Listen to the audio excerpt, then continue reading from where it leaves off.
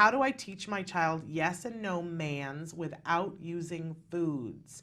He rejects many foods, and we don't want to make things worse. Also, how can I avoid confusion between yes and no? He's 3, already vocal, but delayed in all areas of VB and not conversational yet. Thanks a lot. VB, verbal behavior. Okay. Right. I love it when our audience knows more about the initials and things than I necessarily do. Okay, Peter. And I didn't say that Peter is a card supervisor. He has a caseload of many kiddos that he helps to design their programs. That's what his role at CARD is now. So, Peter, how do we help teach a child yes and no mands without using foods? Yeah, yes and no is really tricky, especially if you're not using foods. Oftentimes we do have clients that will confuse those two, or they'll say yes for everything. And you know, some things we've tried is using foods we know they don't like. So obviously that's the go-to, because we know if they say no, and we give it to them, they're not going to want it. So that's one way. That's kind of the real experiential, we call it the experiential problem. I'm experiencing what happens when I say yes and I get something that I don't want. Right. So without food, it's a little tricky. I think just like anything else, kind of need to do a preference assessment and check the things that we know the child really is motivated by, or just likes to interact with, or activities they like to engage in, and start using those things. And then, unfortunately, if you're not using food, then you kind of maybe some sort of quote unquote academic task. And we know that they're not as motivated to engage in that task, or a toy that they just don't like. It can be really tricky because you don't want to use items that might scare them. You don't want to use items that you want them to interact with. So you wouldn't present like a math worksheet and say, do you want to do math? They're going to say no. And then you're teaching that behavior. When they get into school, you know, teacher says, everyone get out your math books. You don't want your kid to be the one to say no up in the classroom. So, but it does get a little tricky. Like I said, I think just looking at maybe selecting a group of items, and just these are the items we're going to use for the yes no program. This is something that I know he wants. I know she wants. I know they don't want this thing. It can be as simple as, you know, some kids just, they see Legos and they're like, gosh, I don't know what to do with that thing. So you could present a Lego. Do you want to play with Legos? The other thing too would be maybe have something like in comparison that you know they really like close by. So maybe if they reach for that, then you can immediately prompt, okay, so if I ask you for this, say no. The key is going to be utilizing what we call errorless learning. Don't give them an opportunity to make a mistake. That's the most important thing. So get the items you know they like versus the ones they don't like, and just utilize that errorless learning. I would focus on one at a time. I wouldn't teach yes and no at the same time. If they overuse yes, obviously you want to focus on no. But that's what I would do, is focus on one response at a time. You'd utilize something that is very non-preferred without being aversive, and just present it. You know, do you want the Lego? Say no, and repeat those trials until you can start fading out that vocal prompt. You can fade it to a partial vocal. Do you want, say, you know, give like the little N sound.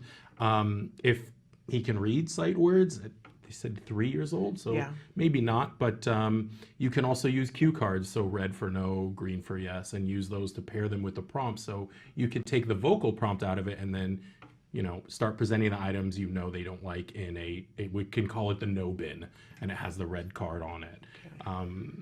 The key is kind of trial and error with some of these things, because we never really know how a child is going to respond until you start trying different methods. But the key is making sure they don't have an opportunity to make an error, and teach one at a time.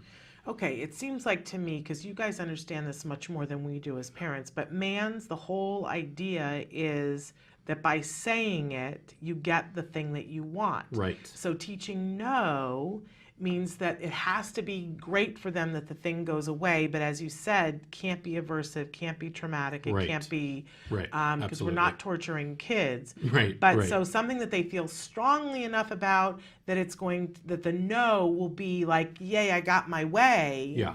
But not so bad that we've scared them. Right, exactly. And obviously the yes has to be reinforcing when they get it. Right. Because it's something that they want. Yeah, absolutely. So, and if they say yes for something you know they don't want, you have to give it to them. They have to understand that especially with verbal behavior, I say something, I get it. Yeah. My You know, behavior has a consequence. And right. when I say yes, the Right. consequence is that I get it. Right. When I say no, the consequence is that I don't get it. And sometimes Absolutely. that's the preferable choice. Right. Okay. So it's hard with the food thing. You know, because you were in my house and I was adamant about not wanting food as a reinforcer because, you know, clearly I have food issues. It's not like I'm pretending I don't, right?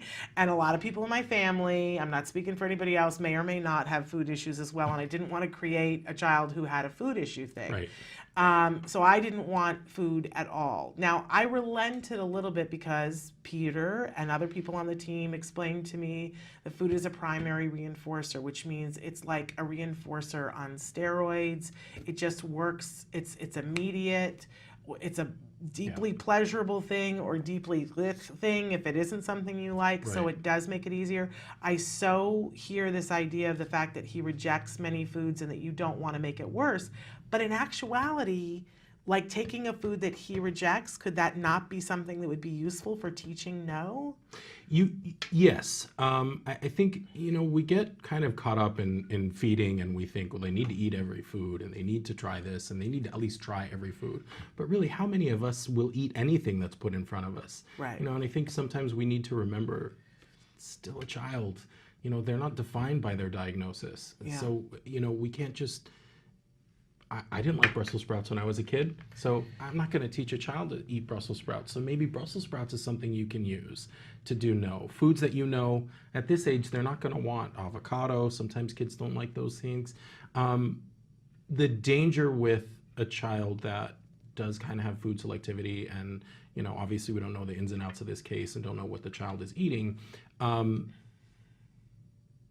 you could create more rigidity. Okay. So if you use it for the yes-no program, it could cause problems. However, as you know, and you know, we had that conversation 12 years ago, 10 years ago, food is a fast-acting reinforcer. I mean, in a way to get a behavior, I like to call it jump-started. Right. You know, food is kind of the way to go for a lot of our clients. And you can get tricky about it. You know, we got gummy bears that we cut up in eighths and giving them a little piece. Right. And that's enough to kind of get that momentum going. And then the key is remembering we have to fade out the food as a reinforcer.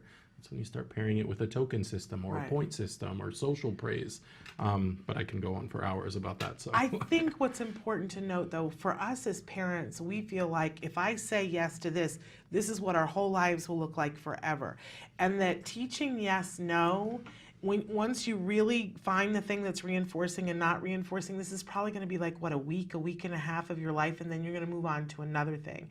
And the using food does not have to be, it's like, as you said, you're fading it out. So it's a blip on the radar, but he will be able to use yes and no for the rest of his life. Right. So, you know, even though I'm with you on the food thing, didn't care for it, used it minimally, sometimes it can be really, really helpful. And while I love Brussels sprouts, so I'm offended that you malign Brussels sprouts. I love them now. Right.